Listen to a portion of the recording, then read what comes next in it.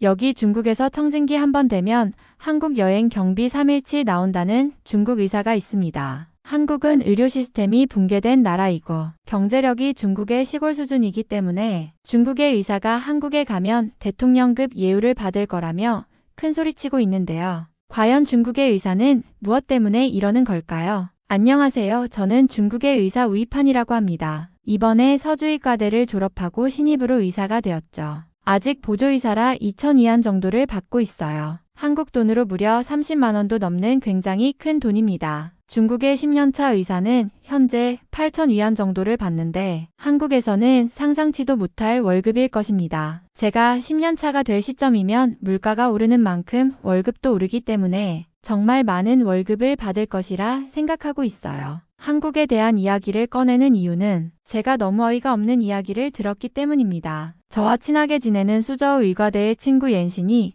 한국에 파견을 갔는데 그곳에서는 의과대 실습생임에도 약 300만 원의 월급을 받는다는 정말 황당한 말을 했거든요. 아무리 생각해도 300만 원이라는 큰 돈은 중국의 20년차 의사도 벌기 어려운 돈인데 중국보다 훨씬 후진국인 한국에서 그런 돈을 받는 것이란 말도 안 되는 일이잖아요. 저는 옌신에게 정말 여러 번 물어보았고 옌신은 300만 원이나 되는 돈을 가지고서 맛있는 것을 마음껏 사 먹고 있다는 자랑을 하더라고요. 옌신이 워낙 바쁘기도 하고 아직 한국 현지 휴대폰을 구매하지 못했다고 해서 통화를 길게 하지는 못했지만 저에게 주는 임팩트는 강력했습니다. 저는 옌신이 했던 말을 곱씹으며 그게 무슨 말인지 곰곰이 생각해 보았습니다. 그리고 저는 이런 결론에 도달할 수 있었습니다. 바로 초짜 파견 의사의 월급 정도라면 300만 원의 가치를 지녔다는 것입니다. 중국에서 워낙 30만 원의 월급은 한국에서 10배의 가치로 사용하는 거죠.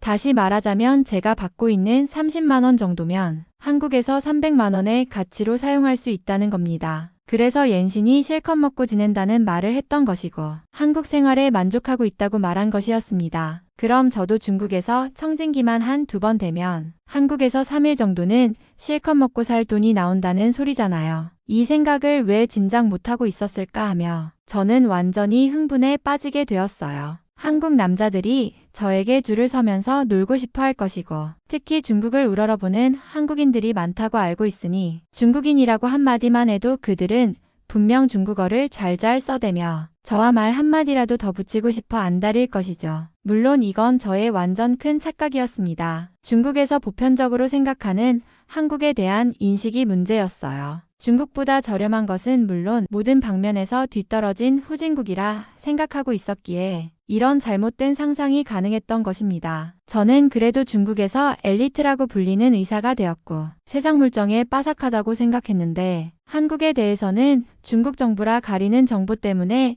전혀 모르고 있었습니다. 그도 그럴 것이 중국에서는 모든 SNS가 금지되고 있고 유튜브마저 볼 수 없는 지역이잖아요. 중국 자국 내의 SNS나 모든 인터넷 활동들이 검열되고 있는 것은 당연하고 중국의 정보국이 중국인 개개인의 신상 정보를 가지고 있기 때문에 개인이 아무것도 할 수 없는 폐쇄적인 나라이죠. 저 또한 그들이 가로막고 있는 한국에 대한 정보들을 완전히 잘못 알고 있었기 때문에 이런 불행이 발생한 것입니다. 저는 정말 바보같이 옌신의 말을 잘못 알아듣게 되었고 연휴에 한국에 가기로 결심을 하고 한국행 비행기표를 끊었죠. 한국이든 외국의 모든 나라들은 비행기표 값이 비싸기 때문에 저처럼 그나마 의사 정도는 되어야 해외로 나갈 수 있는데 그래도 한국 왕복 비행기표 값은 저의 3달치 월급을 털어야 간신히 저렴한 항공사의 티켓을 발급받을 수 있었습니다. 옌신처럼 파견을 가는 의사가 되지 못한 것이 약간 아쉽기도 했지만 저는 그래도 중국 내 토종 의사로 발돋움할 생각이기 때문에 옌신을 늘 응원하는 마음을 지니고 있어요. 그런데 옌신은 저와 다른 생각을 가지고 있다고 했죠.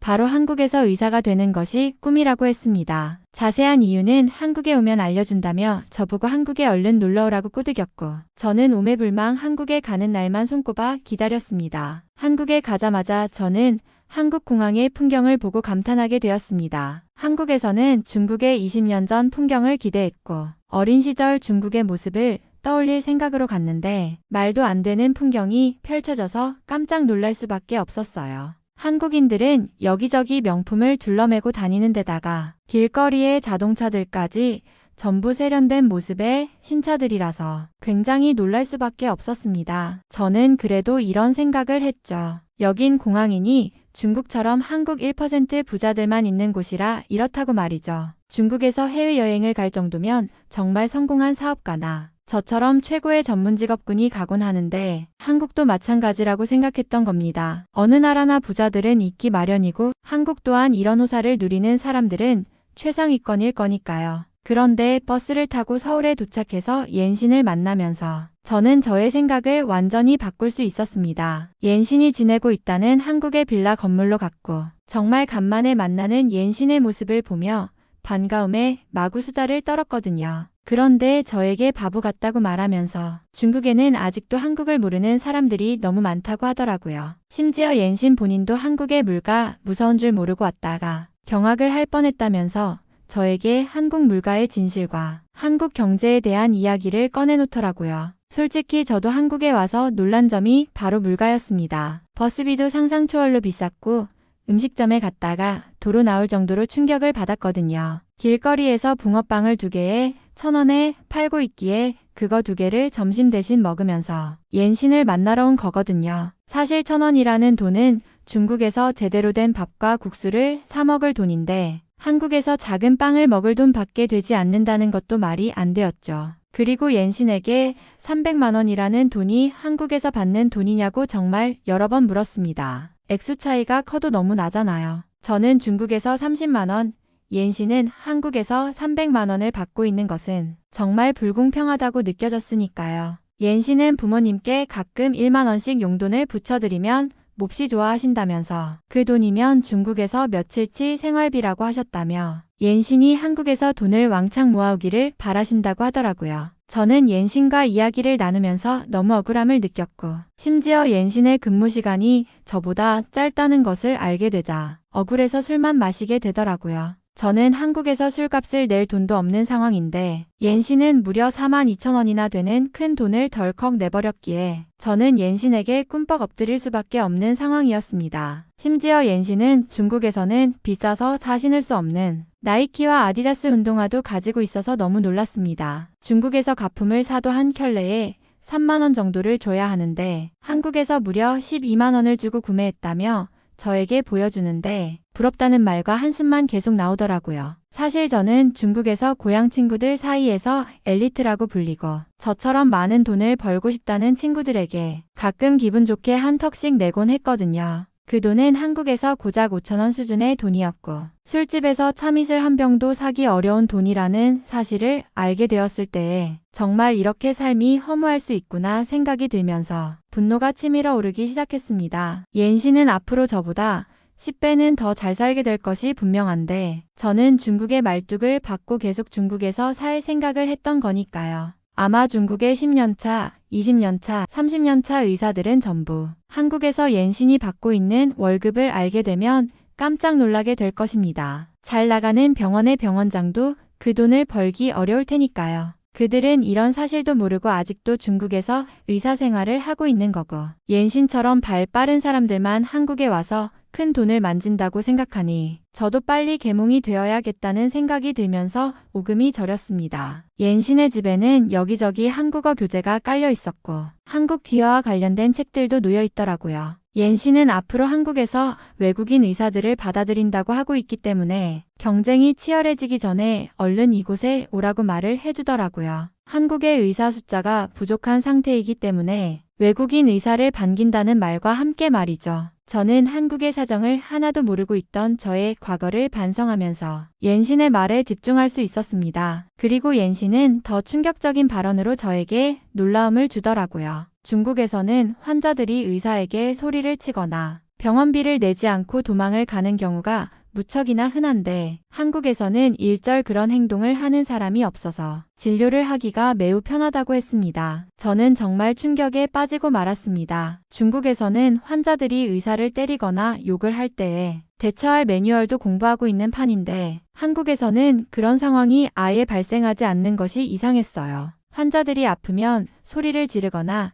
의사를 꼬집는 등의 행동은 당연한 거고 보호자들은 진료비를 깎기 위해서 의사와 흥정을 하거나 욕을 하며 화를 내는 경우는 하루에도 몇 번이나 있거든요. 그런데 한국에서는 환자들이 그렇게 얌전하다는 것은 도저히 믿기지 않았고 믿을 수 없는 말이었습니다. 옌신이 한국 생활을 하더니 허언이 많이 늘었다고 생각했고 아무리 돈을 잘 벌어도 그렇지 그런 말을 하면서 저를 놀리지 말라고 했어요. 그런데 옌신은 내일 자기가 일하는 병원에 와서 잠시 앉아 있어 보라고 하더라고요. 저는 옌신이 한국에서 누리고 있는 생활이 너무 부러웠습니다. 사실 저는 중국에서 의사가 되면 자연스럽게 높은 사회적 지위를 얻을 줄 알았고 의사라는 직업이 안정적이고 경제적으로도 여유로울 것이라 믿었습니다. 하지만 옌신과 비교해보니 제가 중국에서 받는 월급은 한국에서는 생활비조차 제대로 충당할 수 없는 수준이었습니다. 옌신은 저에게 한국에서 의사는 굉장히 대우를 잘 받는다라고 했습니다. 그 말은 사실이었습니다. 한국에서는 의사라는 직업이 고소득 직군이고 특히 실력이 있는 의사는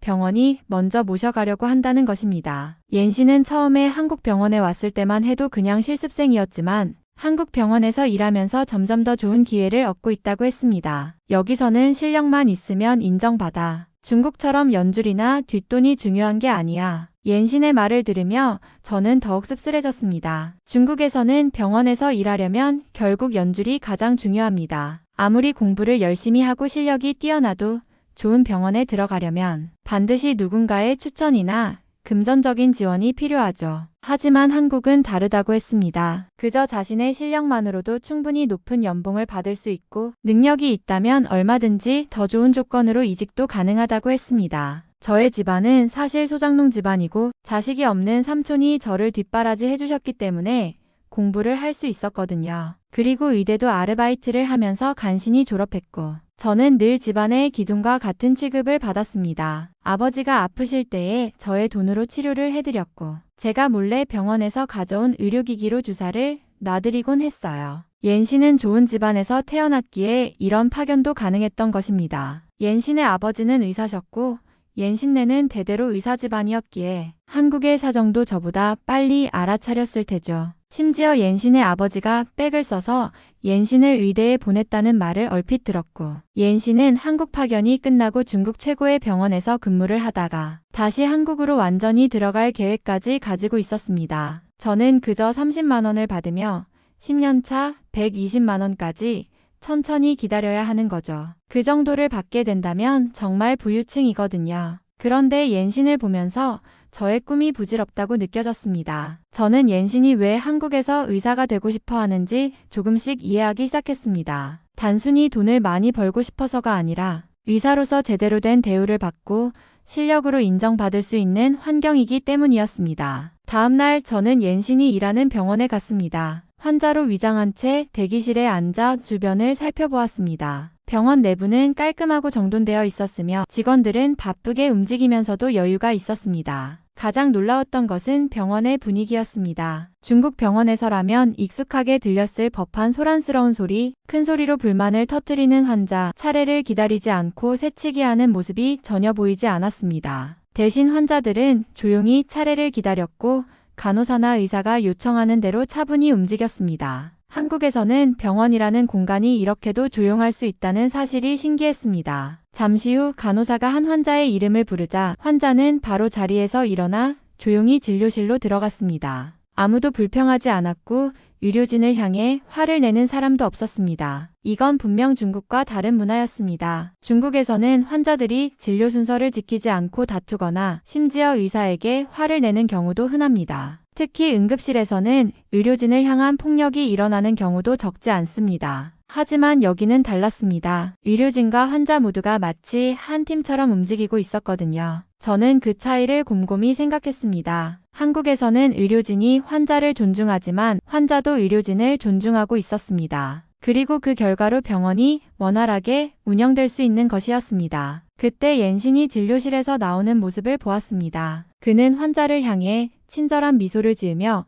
몇 마디를 건넸고 환자는 고개를 끄덕이며 감사 인사를 하고 있었습니다. 이게 정말 병원이라고? 저는 이곳이 단순히 깨끗하고 조용해서 좋은 것이 아니라 사람들의 태도가 다르다는 것을 깨달았습니다. 한국에서라면 저는 지금보다 훨씬 더 나은 환경에서 일할 수 있을지도 몰랐습니다. 점심시간이 되자 옌신과 함께 근처의 한식 뷔페로 향했습니다. 병원 근처에 있어서 그런지 직장인들과 의료진이 많았고 깔끔한 인테리어가 눈에 띄었습니다. 입구에서부터 따뜻한 국물 냄새가 풍겨왔고 내부에는 다양한 반찬과 음식들이 정갈하게 준비되어 있었습니다. 그런데 뷔페를 둘러보는 순간 저는 깜짝 놀랐습니다. 아니, 이렇게 많은 음식을 마음껏 먹을 수 있다고? 중국에서도 뷔페는 있지만 대체로 고기 중심이거나 특정 요리에 집중된 경우가 많습니다. 하지만 이곳의 뷔페는 달랐습니다. 종류가 엄청나게 다양했습니다. 갓 지은 흰쌀밥부터 비빔밥용 나물, 다양한 찌개와 국, 그리고 각종 반찬들이 가지런히 놓여 있었습니다. 심지어 작은 전골 냄비까지 준비되어 있었고 원하는 재료를 골라 담으면 직원이 즉석에서 끓여주는 방식이었습니다. 무엇보다 놀라운 것은 음식의 퀄리티였습니다. 일반적인 뷔페라면 음식이 대량으로 준비되다 보니 맛이 평범할 수도 있는데 여기서는 마치 가정에서 정성껏 만든 음식처럼 하나하나 신선하고 맛있어 보였습니다. 접시에 음식을 담으면서도 신기한 점이 많았습니다. 한국 사람들은 뷔페에서 음식을 가득 담지 않고 적당히 덜어가는 모습이 인상적이었습니다. 중국에서는 보통 뷔페에 가면 음식을 한꺼번에 잔뜩 퍼다 놓고 남기는 경우가 많은데 여기서는 사람들이 필요한 만큼만 가져가고 부족하면 다시 가져오는 방식이었습니다. 옌신과 함께 자리에 앉아 한식을 맛보기 시작했습니다. 따뜻한 된장국을 한 숟갈 뜨자 구수한 향이 입안 가득 퍼졌습니다. 갓 볶아진 제육볶음은 매콤하면서도 달달한 맛이 조화를 이루고 있었고 반찬 하나하나도 짜거나 기름지지 않고 담백했습니다. 이렇게 건강한 음식을 뷔페에서 먹을 수 있다고? 한국 사람들은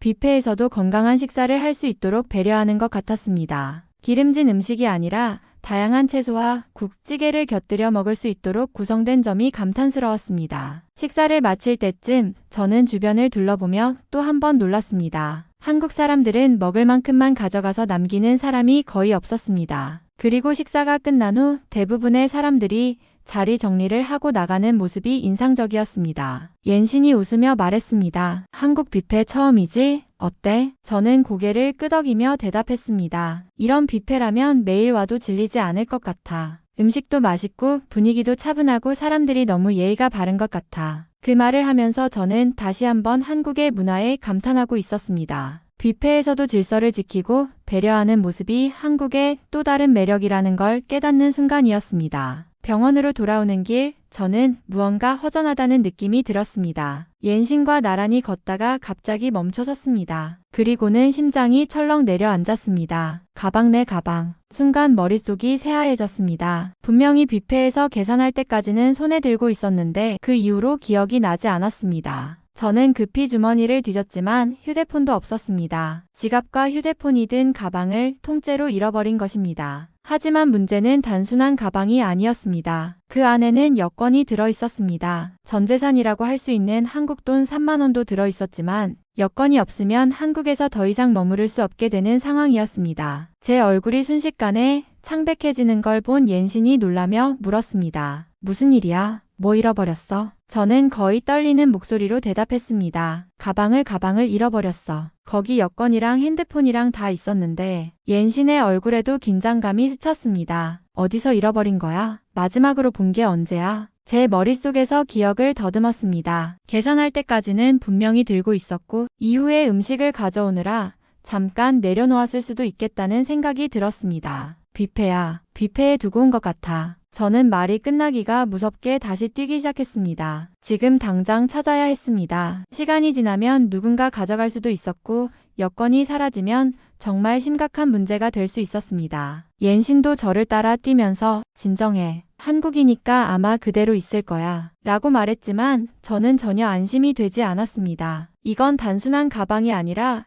제 인생이 걸린 문제였습니다. 뷔페로 달려가며 저는 간절히 기도했습니다. 그래서 솔직히 기대하지 않았습니다. 중국이었다면 가방은 이미 사라졌을 거고 여권은 어둠 속으로 팔려갔을 테니까요. 중국에서는 출생등록조차 하지 않은 사람들이 많아서 그들에게 여권 한 장은 어마어마한 가치가 있습니다. 어떤 사람에게는 평생에 한 번 올까 말까 한 기회일 수도 있죠. 그리고 3만 원. 한국에서는 그리 큰 돈이 아니지만 중국에서는 다릅니다. 그 정도 돈이면 중국인 한 사람이 일주일 이상 생활할 수 있습니다. 식비를 아끼면 한 달도 버틸 수 있을 정도죠. 그러니 누군가 제 가방을 주었다면 그 사람은 아마도 일생일대의 횡재를 했다고 생각할 겁니다. 솔직히 주인이 없는 물건을 가져가면 내 것이 된다는 건 어쩌면 인간의 본능적인 심리일 수도 있습니다. 길에 떨어진 돈을 주었을 때 돌려주기보다 그냥 가지려는 마음이 드는 건 본능이니까요. 어릴 때부터 그렇게 살아왔다면 그것이 당연한 문화로 자리 잡을 수도 있겠죠. 그래서 저는 솔직히 기대하지 않았습니다. 한국이 아무리 좋은 나라라고 해도 결국 사람이 사는 곳인데 그게 어디든 똑같지 않겠냐는 생각이 들었어요. 그 가방이 아직 그대로 남아있을 가능성은 0%라고 생각했습니다. 하지만 그래도 혹시나 하는 마음에 발걸음을 재촉했습니다. 정말 기적 같은 일이 일어나기를 바라면서 뷔페로 다시 돌아갔습니다. 사실 기대하지 않았지만 그래도 마지막 희망을 걸고 직원에게 가방을 본 적이 있는지 물어봤어요. 그런데 직원은 당황하지도 않고 바로 대답했어요. 아, 손님 가방이요? 잠시만요. 그러더니 카운터 안쪽으로 들어가더니 제 가방을 고스란히 꺼내주는 겁니다. 순간 심장이 철렁 내려앉았어요. 이게 말이 돼? 저는 잠시 말을 잃었습니다. 분명 중국이었다면 이미 사라졌을 물건인데 그게 고스란히 돌아온 겁니다. 여기 있습니다. 혹시 안에 있는 물건도 확인해 보실래요? 직원의 말에 가방을 열어봤습니다. 여권, 휴대폰, 심지어 현금 3만 원까지. 단 하나도 빠진 것이 없이 그대로였습니다. 저는 믿을 수 없어서 몇 번이나 다시 확인했습니다. 여권도 돈도 휴대폰도 다 그대로였어요. 이게 어떻게 가능한 걸까? 직원에게 물어보니 식사를 마친 뒤 손님이 테이블에 두고 간 가방을 발견하고는 바로 보관해 두었다는 것이었어요. 제가 찾으러 올 거라고 생각했기 때문에 경찰서에도 맡기지 않고 기다리고 있었다는 겁니다. 그 순간 정말 말문이 막혔습니다. 한국에서는 이게 당연한 일인 걸까? 중국에서는 상상도 할 수 없는 일이잖아요. 저는 뭔가 크게 얻어맞은 기분이 들었습니다. 이 나라에서는 남의 물건을 훔치는 것보다 지켜주는 것이 더 자연스러운 일이구나. 뷔페 직원에게 몇 번이나 감사 인사를 하면서도 마음 한편으로는 묘한 감정이 들었습니다. 내가 살던 곳과 너무 다르다. 사람들의 의식 자체가 이렇게 다를 수 있나? 뷔페를 나서면서 저는 다시 한번 깨달았습니다. 한국은 단순히 경제적으로 발전한 나라가 아니라 사람들의 의식 수준까지도 완전히 다른 곳이라는 걸요. 옌 씨는 제가 받은 충격을 이해한다는 듯 고개를 끄덕였어요. 그러더니 조용히 말했어요. 그래서 내가 한국에 살고 싶어 하는 거야. 저는 순간 무슨 말인지 몰라서 옌 씨를 쳐다봤어요. 그러자 옌 씨는 한숨을 쉬면서 이어 말했어요. 한국에서는 이런 일이 너무 당연하잖아. 난 처음에 믿을 수가 없었어. 지하철에서 누가 휴대폰을 두고 내렸는데 몇 시간이 지나도 그 자리에 그대로 있는 거야. 주인 없는 물건을 가져가는 게 아니라 그대로 놔두고 기다리는 문화, 이런 게 너무 신기했어. 옌 씨는 잠시 말을 멈추고 뷔페 유리창 너머를 바라봤어요. 그러더니 살짝 웃으며 솔직한 고백을 했어요. 사실 나도 옛날에는 길에서 주운 물건을 그냥 썼어. 중국에서는 그게 당연한 거잖아. 어차피 누군지도 모르고 가져가도 아무도 뭐라 하지 않으니까. 근데 한국에서는 그게 이상한 행동이야. 주운 물건을 경찰서에 맡기거나 원래 있던 자리에 놔두는 게 당연한 거더라고. 옌 씨는 한국에 오고 나서 그런 습관을 바꾸려고 노력했다고 했어요. 처음에는 무심코 길에서 떨어진 물건을 집어들고 가려다가 아, 이러면 안 되지 하고 다시 내려놓는 일이 많았다고 했어요. 처음엔 좀 어색했는데 이제는 나도 그냥 지나쳐. 주인이 다시 찾으러 올 거니까. 근데 아직도 가끔 헷갈려. 한국에서 오래 살아도 완전히 바뀌는 건 쉽지 않더라고. 그 말을 들으니 저도 뭔가 생각이 많아졌어요. 저 역시 중국에서는 주인이 없는 물건을 그냥 가져가는 게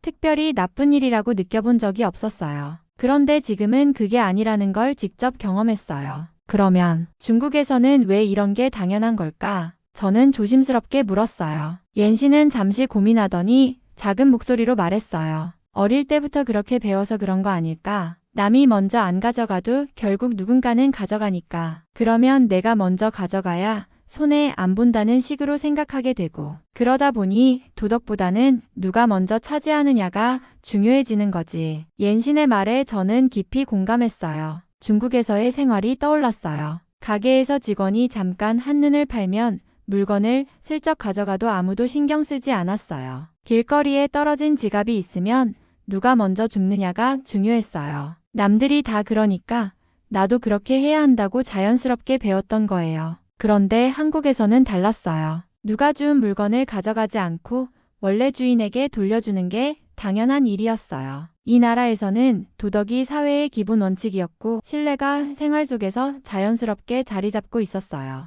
옌 씨는 작게 웃으며 말했어요. 그래서 난 한국에 살고 싶어. 적어도 여기선 나도 조금씩 더 나은 사람이 될 수 있을 것 같거든. 그 말을 들으니 저도 조금은 이해할 수 있을 것 같았어요. 한국이라는 나라는 사람을 바꾸는 힘이 있는 곳이었어요. 중국으로 돌아오니 한국에서의 생활이 마치 꿈처럼 느껴졌어요. 공항에 내리자마자 익숙한 공기가 코를 찔렀어요. 먼지와 매캐한 연기 냄새가 가득했고 사람들의 말투는 거칠었어요. 하지만 그보다 더 충격적인 건 한국에서 보낸 시간이 저를 바꿔놓았다는 사실이었어요. 지하철을 타고 집으로 가는 길, 플랫폼에서부터 사람들이 서로 밀치며 자리를 차지하려고 아우성이었어요. 한국에서는 자연스럽게 줄을 서서 기다리는 게 당연했는데 여기서는 그런 개념 자체가 없었어요. 아 맞다. 여긴 중국이지. 순간 헛웃음이 나왔어요. 길을 걷는데 맞은편에서 두 남자가 서로 멱살을 잡고 싸우고 있었어요. 지나가는 사람들은 관심조차 없었어요. 한국에서는 길거리에서 싸움이 벌어지면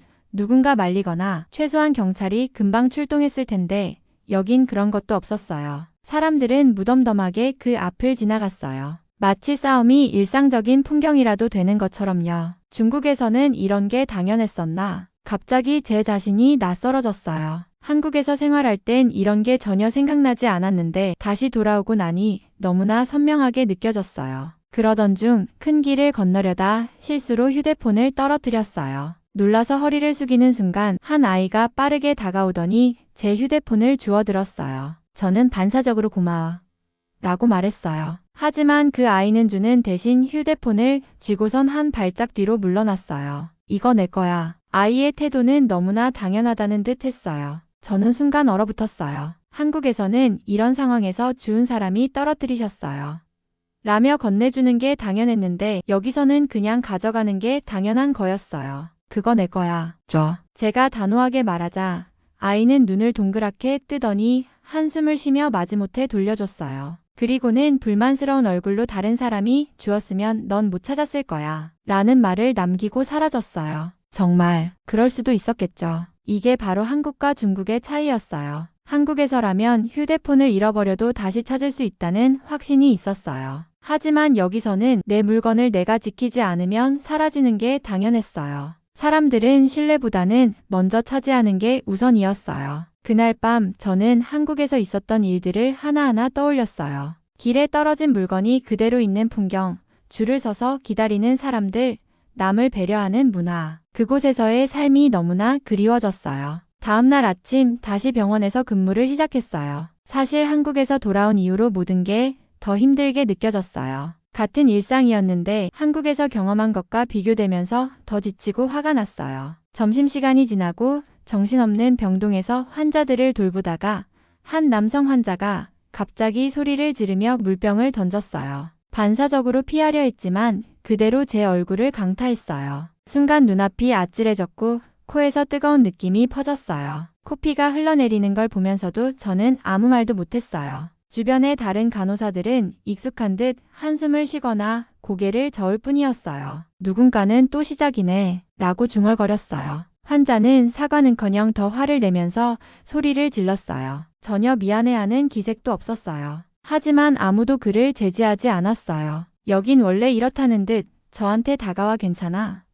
라고 묻는 사람조차 없었어요. 그 순간 한국에서 본 병원의 모습이 떠올랐어요. 환자와 의료진이 서로 존중하는 분위기, 질서를 지키는 모습. 같은 병원인데 왜 이렇게 다를까? 왜 여기서는 맞아도 당연한 듯 지나가는 걸까? 코피를 닦으며 의자에 앉았어요. 손이 떨렸어요. 분하고 서러웠어요. 한국으로 돌아가고 싶다. 눈물이 왈칵 쏟아졌어요. 처음 한국을 방문했을 때는 그저 신기하고 놀라웠는데 지금은 너무나 간절했어요. 다시는 이런 대우를 받지 않아도 되는 곳, 사람 대 사람으로 존중받을 수 있는 곳에서 살고 싶었어요. 한국에서 지냈던 시간이 마치 환상처럼 느껴졌어요. 너무나 아름답고 평온했지만 결국 깨고 나면 현실은 다시 이곳이었어요. 하지만 전 다시 꿈꾸기로 했어요. 언젠가는 저도 그곳에서 살 수 있을 거라고. 더는 이런 현실을 당연하다고 받아들이지 않겠다고. 그날 하루는 너무 길었어요. 병원에서의 일은 그저 반복될 뿐 끝이 보이지 않는 듯 느껴졌어요. 몸은 피곤하고 마음은 더욱 지쳤습니다. 퇴근 후 집에 돌아가서도 머릿속에서